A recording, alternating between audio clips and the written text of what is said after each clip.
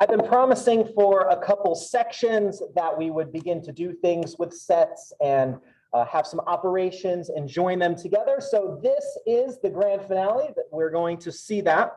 And so it's handy, we're visual people, we're visual learners. It's handy to have a way to look at our sets and see them. So the mathematician hundreds of years ago that invented the idea of set theory and the things that you can do with it was a mathematician. His last name was Venn. I don't even know his first name. That's poor for me. But the tool to illustrate the relationship between sets is called a Venn diagram, named after the mathematician.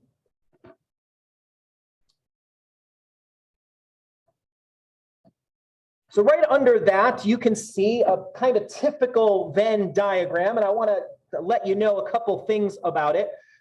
Whenever we're doing a problem, there's going to be a certain set of things that we are going to consider. That will be the only objects we're considering. We saw that when we were dealing with the subsets in the previous section.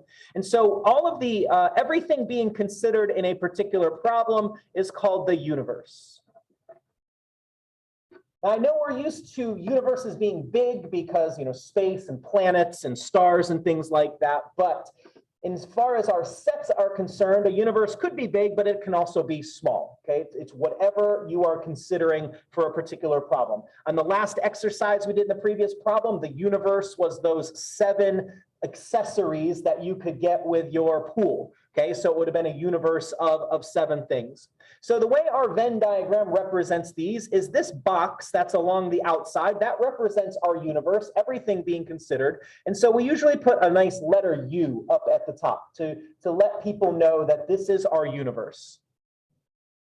And regardless of how many sets you are considering, each of the sets gets a circle inside of your universe. So this particular Venn diagram that I have has 2 sets. And normally they would be labeled like this. You just put like whatever you're calling them. If they're set A and B, you'd label them set A and set B, just so that you have this for your notes. And when you're reviewing later, I want you to understand what these objects are. So I'm going to put the word set in front of each of them.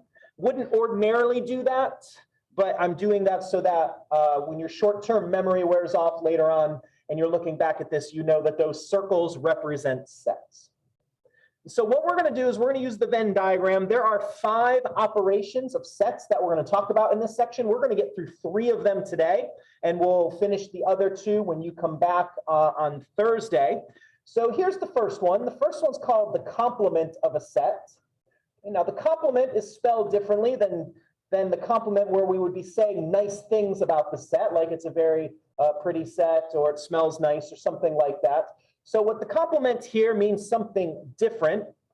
The complement of set A means everything in the universe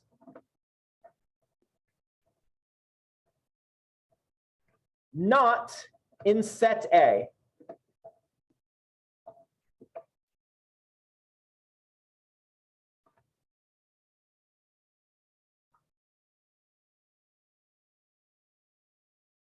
So the complement of set A, just to repeat, because I know that we're learning as we're going, and these are probably for most of you new and different things. So the complement of my set is everything that's in the universe that's not in my set. One of the things I promised you last time when we were together and we were talking about the ways to notate sets is the idea of set builder notation. So in just a moment, after I answer this question, I'm going to show you how to write the complement and set builder notation. It's not something I'm going to test you on, but I'm just trying to show you that these things are linked together. Yes?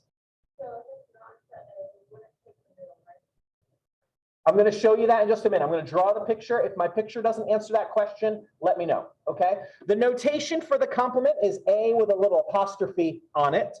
And so here's how we would write that in set builder notation. That A apostrophe, the complement, is the set of values X such that might look familiar if you recall what we did in class on Thursday.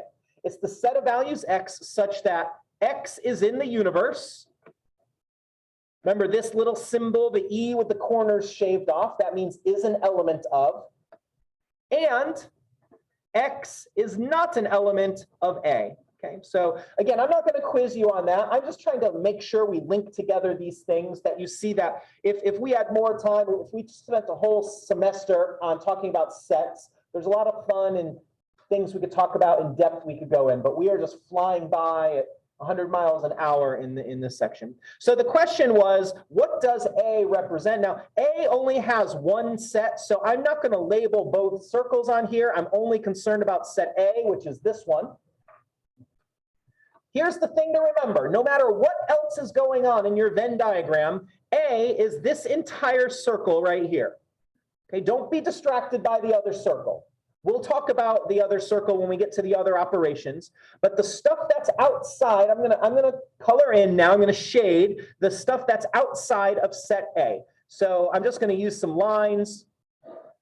The stuff that I am now shading is the stuff that would be the complement. Any elements that we would find in the outside of the circle part of the drawing would be the stuff that was in the complement. So to answer your question, you would include the overlap, okay, and that'll happen in some of the examples we do. You would include the overlap because that overlap is still part of set A. Great question. Glad you're thinking about that. Everybody with me so far? All right, well then let's put some examples to this before we move on. So I'm going to flip to page 3 of our sheet. Okay, page 3.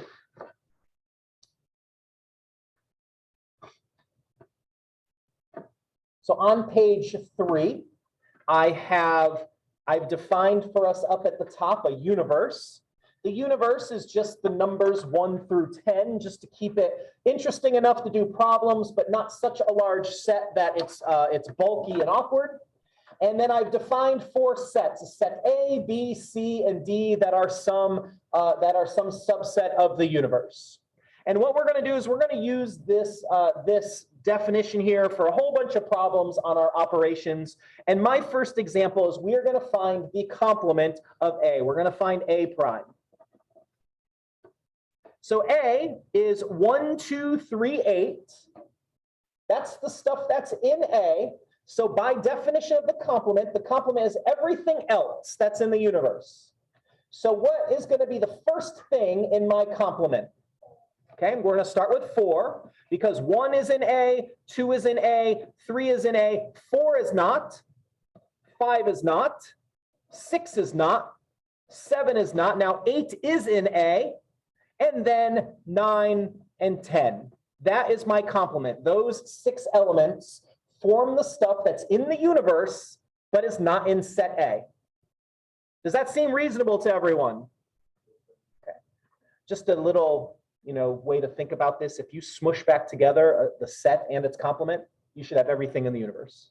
So, if you want to check yourself when you're on the test, then just real quick count. We got 1, 2, 3, then 4, 5, 6, 7, then 8, 9, 10. Good, we've got it. Okay. So that is a nice quick way to check. If you don't have a question, then please do the next one. Exercise 1, find the complement of B. If you do have a question, I hope you ask it, please.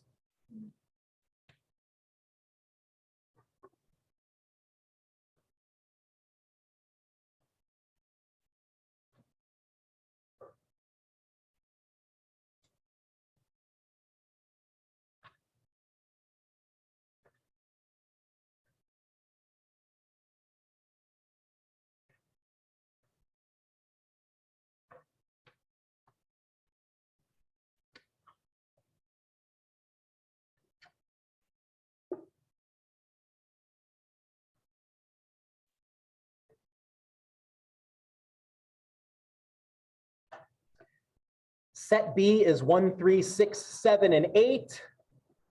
So I would, if you have anything different, or if I've left something out and you think I'm wrong, please feel free to let me know. So let's do this. So the first thing in the complement of B is going to be 2, and then I'm going to need 4 and 5, and then 6 and 7 are in B as well as 8. So I need then 9 and 10. So those 5 elements form the complement. We still doing okay?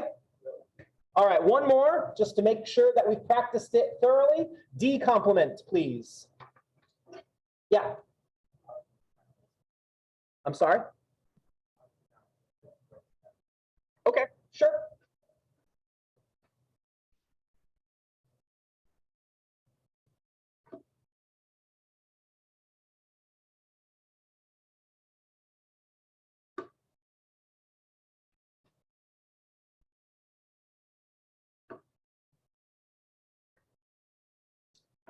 Set D is 5, 7, 9, 10. So what are you going to tell me is the complement?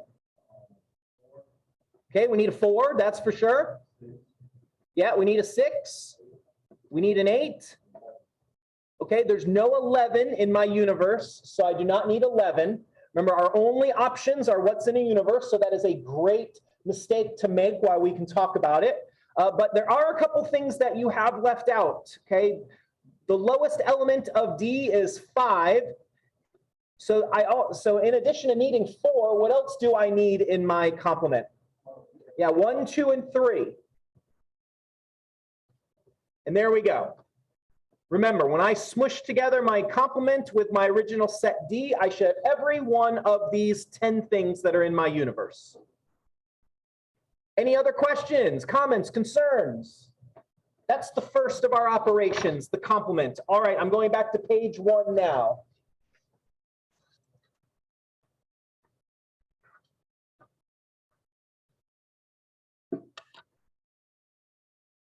The next operation with sets. Now we're going to involve more than one set. The next one is called the intersection. Now, before we do this, just so that I hope you can remember this, when you're just talking to somebody, when would you use the word intersection? At a street, right? What happens at the intersection? 2 streets meet, right? They cross over. Okay, so in sets, it's the same sort of thing. The intersection of set A and set B is the set of elements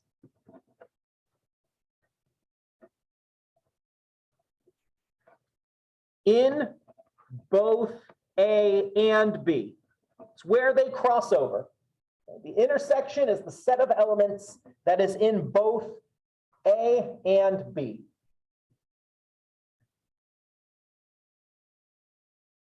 The operator, the operation symbol for the intersection is this upside down U, this horseshoe looking thing. Okay, when you see that symbol, that is it's just like a plus sign or a minus sign. That is your cue that you are going to take the intersection. Now on my picture, here's what the intersection is going to look like. The sun disappeared. That's good. All right, so here is set A on the left. Here's set B on the right. I'm going to use different colors, but I'm guessing you didn't come with different colors. So what I would encourage you to do is shade in different directions. So on set A, I'm going to shade up and to the right. All of this purple stuff right here is circle A.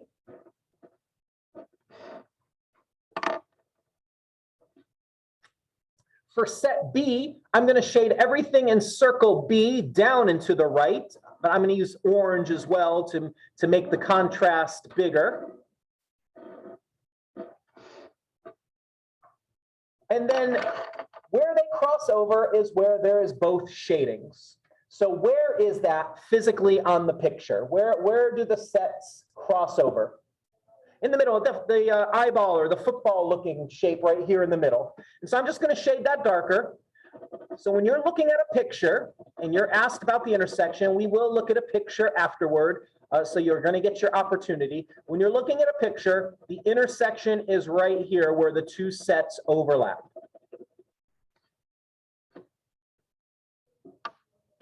You only look at the middle when you're asked for the intersection, meaning what do those sets have in common? Yes, that's exactly right. I'm just giving you a moment to write that down and finish in your shading, and then we're going to flip back over to page 3 again, where our examples are.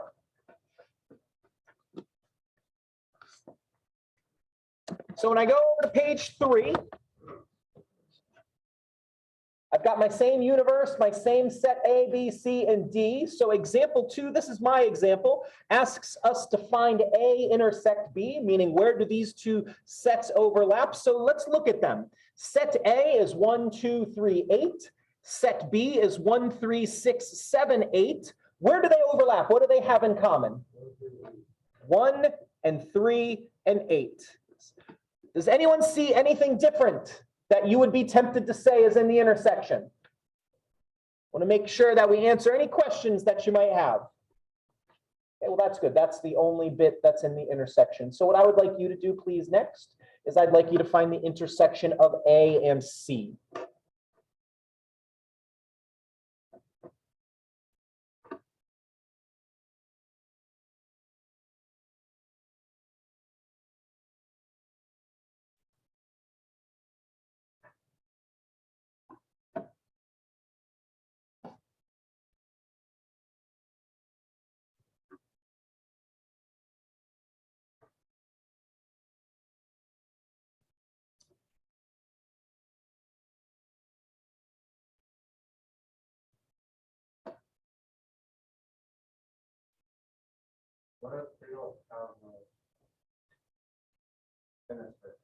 It's a great question. So if they don't have an intersection, that means there would be nothing that they have in common, right? And what do we write down for a set that has nothing in it? It's going to be in one of our problems. If you're working ahead, you see that, but one of our problems will be that. All right, so A intersect C. That was a fantastic question. Thank you so much for asking it. I love that people are thinking about these things. It makes me happy. All right, so A is 1, 2, 3, 8. C is 1, 3, 4. Where do those overlap? What do they have in common? 1 and 3. Does anyone see anything different? Do we have to talk about anything here? All right, then do the next one. D intersect B.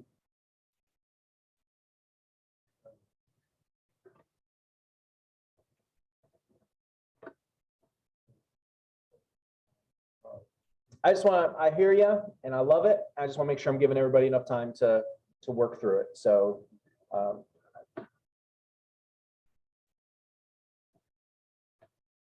D is 5, 7, 9, 10. B is 1, 3, 6, 7, and 8. And so then what is the answer? What do we get there? 7. Yes, that's the only thing that they have in common. So set with one element.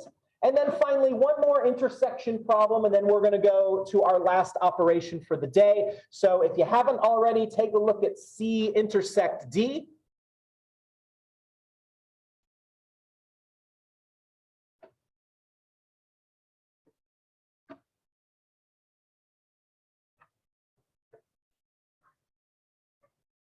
And C intersect D. C is 1, 3, 4. D is 5, 7, 9, 10. What do those two have in common?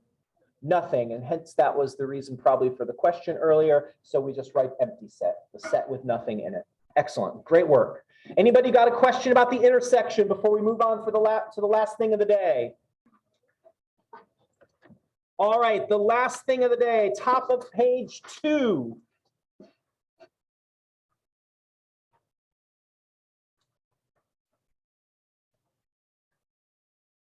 The last of the operations we're going to consider today, we'll do the last two when we come back next time, is called the union of two sets. And so the union of two sets, set A and set B, is the set of everything in set A or set B. The union is, the operator symbol is a U, but it's not a letter U. There's not a tail on it. So please don't confuse that symbol there with our symbol for the universe. Okay, it's a little bit different.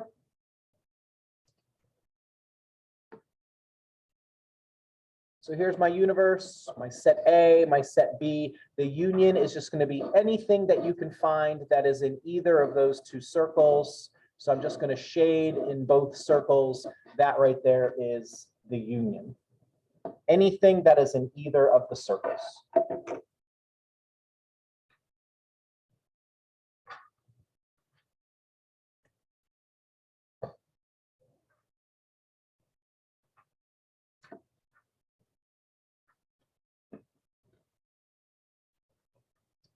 All right, I'm going to go back to page 3. We're going to do some union problems, and then I got some problems on page 4 we're also going to do. So here we go.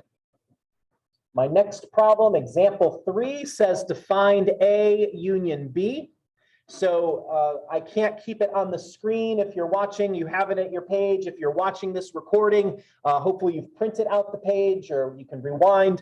A is 1, 2, 3, 8. B is 1, 3, 6, 7, and 8. Now I like to just go in number order, alphabetical order. It helps me keep track of things. It's not required. So here we go. 1 is in both sets, but when something's in both sets, you just write it down once. You don't have to repeat it. So we start with 1.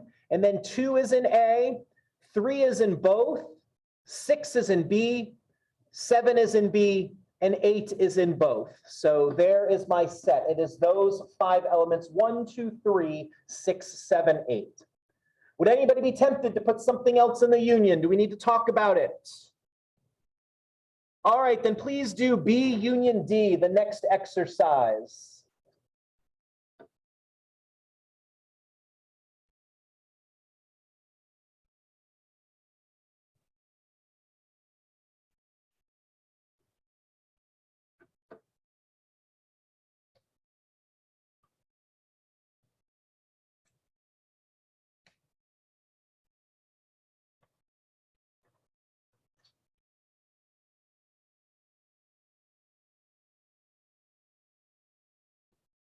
Set B is 1, 3, 6, 7, 8. D is 5, 7, 9, 10. Here is the union. If you have something different, please do not be shy. I don't sense this is a shy class, but I just want to keep reminding you. All right, so B union D. 1 is in B, 3 is in B, 5 is in D, 6 is in B, 7 is in both, 8, B, and then 9 and 10 are both in D. So those 8 elements right there. If there's anything you want to talk about or you need elaboration on, please let me know. The next one, exercise 7, please do C union B.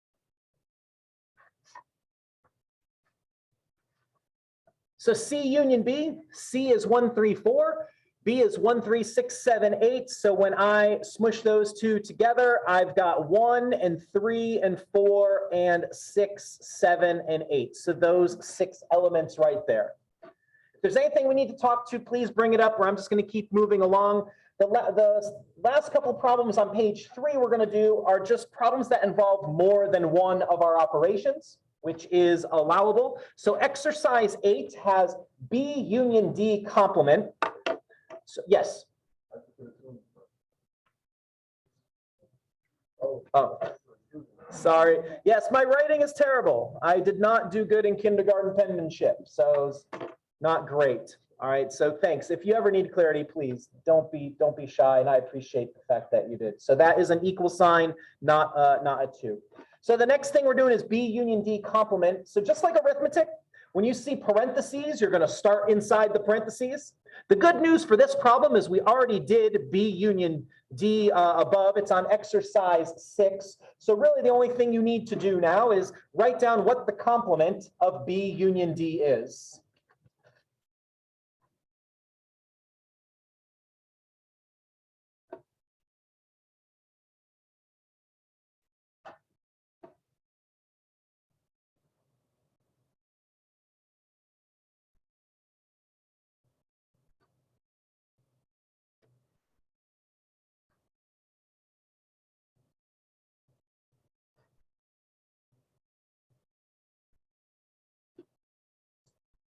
So if I gave you this problem on a test, the first thing that you would do is you would, on your scrap work, you would identify what B union D is, which we've already done in exercise 6. So for your notes, I've just made a little note down below so that you don't look back later and go, where in the world did that come from? So now when I look up at exercise 6, here's the B union D, and now I just need the complement. So I remember the complement is just everything that's not in the set. So I need a 2. Then the 3, I need a 4. And then 5, 6, 7, 8, 9, 10. Everything else is in there, so I just need 2 and 4. Any questions about that? Multi-step problems. All right, one more of these, then we're going to do something a little different to finish out our time together. So again, this is a multi-step problem. I've got A union B in parentheses. And then we're going to intersect that with the complement of C. Now, once again, half this problem has already been done for us. A union B is up there in example 3. So you can just look back up. But the thing that I do not have is I do not have the complement of C. So you have 2 things you're going to do. I'm going to give you about 30 or 40 seconds to do. First thing, off on the side, because it's not the final answer, but you need it. You're going to figure out what C complement is. Then you're going to take that and you are going to intersect it with the A union B.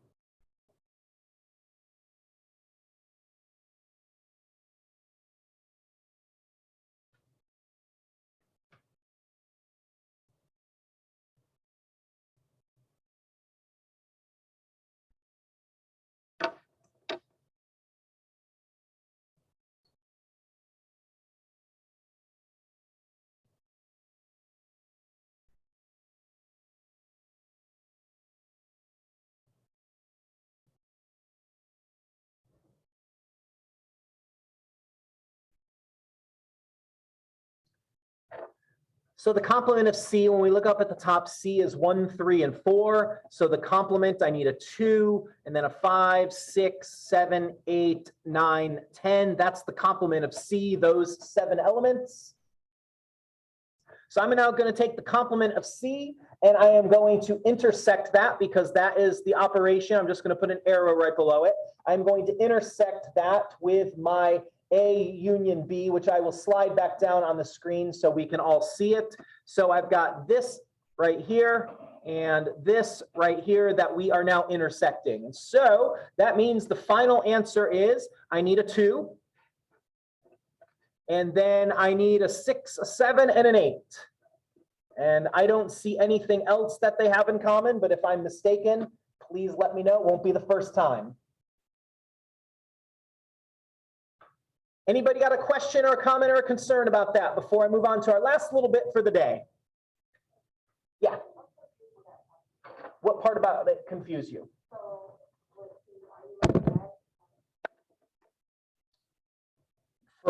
I'm sorry, for what? Yes. So for the complement of C, I'm just going to slide up here to the top. I'm looking back at the original problem. Here's C. And then here's my universe. And so remember, the complement of something is everything that's in the universe that's not in C.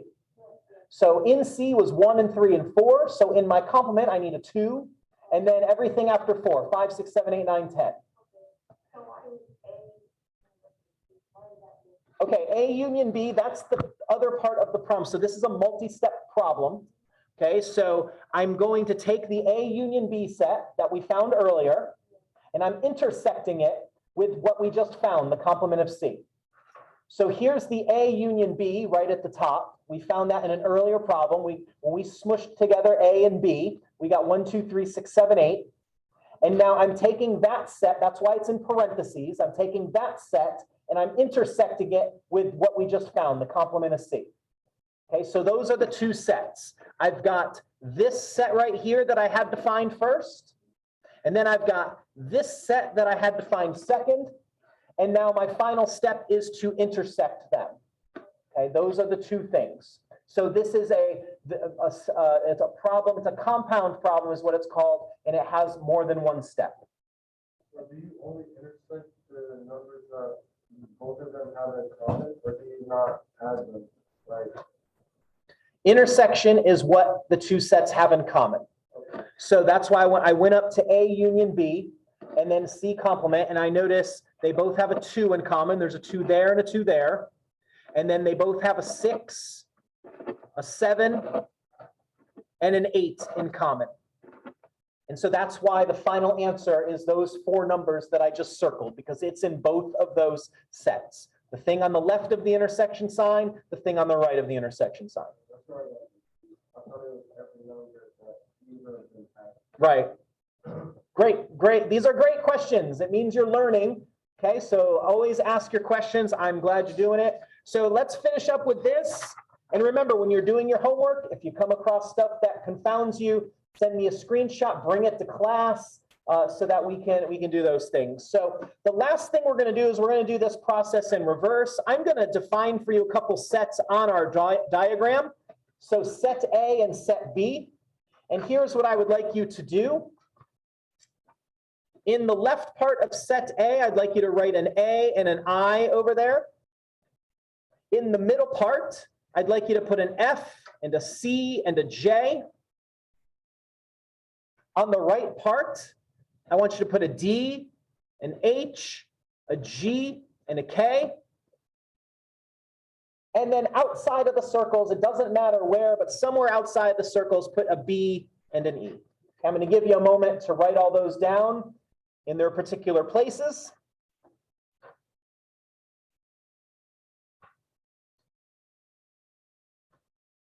And we've got 8 minutes left in our time, so my goal is to do the 5 problems on the side here, but if we don't get through all of them, that's where we'll start next time. So before we do any of those 5 problems, I do have an additional thing that I left off. Once you're done writing everything in there, what I would like you to do is list the universe. What's the universal set that we're considering here? I haven't skipped any letters, okay? There's a definitive start and a stop point and then every letter in between should be included.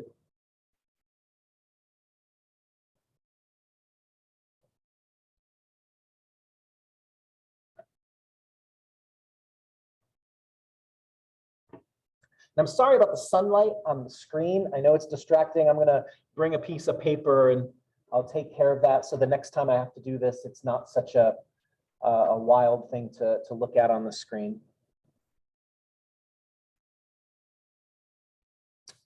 Okay, so my universe, the smallest letter is A. Now, again, you can put these in any order. Okay, it's not wrong, but I like to go alphabetical just because when I'm doing problems, it helps me think about these things. So it's all the letters all the way through K. Okay. At K, I got bored, so I was done. So A through K is my universe. Okay, you can verify that. If I've made a mistake, please let me know, but I'm pretty sure that I just went A through K on that. So next thing I would like you to do is, according to the picture, list the elements of A. What is A?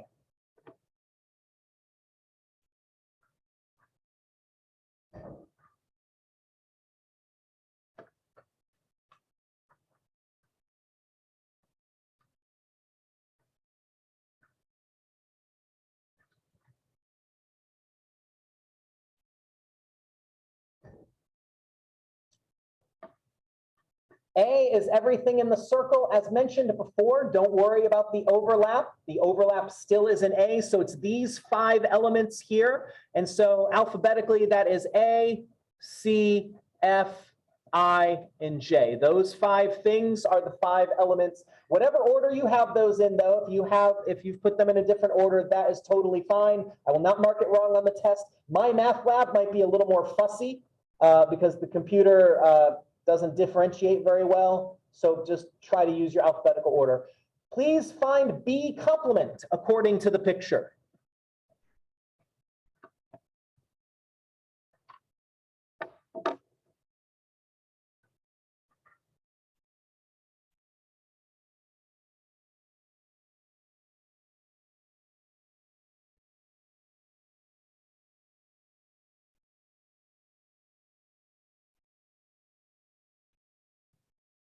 So I'm gonna cover up with my thumb B. Okay, so all of circle B is now covered up. So there are 4 things that are left over that are outside of that circle. There's the A, the I, the B, and the E. So that forms the complement. And when I put it in alphabetical order, that's A, B, E, I. Whatever order you have those 4 letters in, that is the correct answer. We're approaching the finish line. The third to last problem, A intersect B. Write down what A intersect B is, please.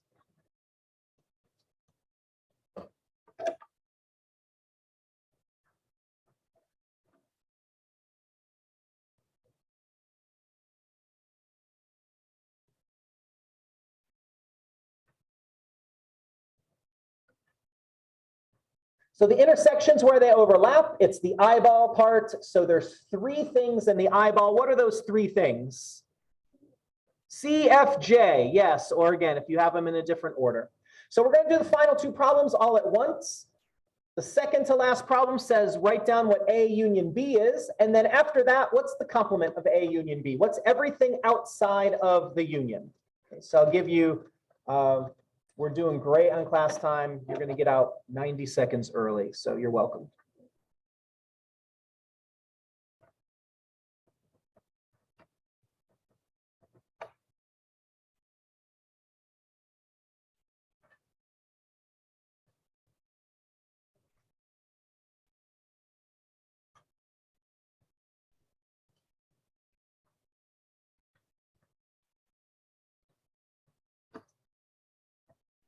So as for our picture on the front page, or actually it was on the top of page 2, the union is just everything in both circles, all of these elements, whatever order you put them in. So if you did it alphabetically, that is A, C, D, F, G, H, I, J, and K. Finally, those are the elements that are in the union. Those are everything in the circles. Then the complement of that is everything outside those circles, which is just these two things right here that are left over. So the complement is B and E, and those are the final two. If you have anything you need to talk to me about, please hang around. I'm happy to help. And if not, I hope you have an amazing rest of your day. I will see you on Thursday.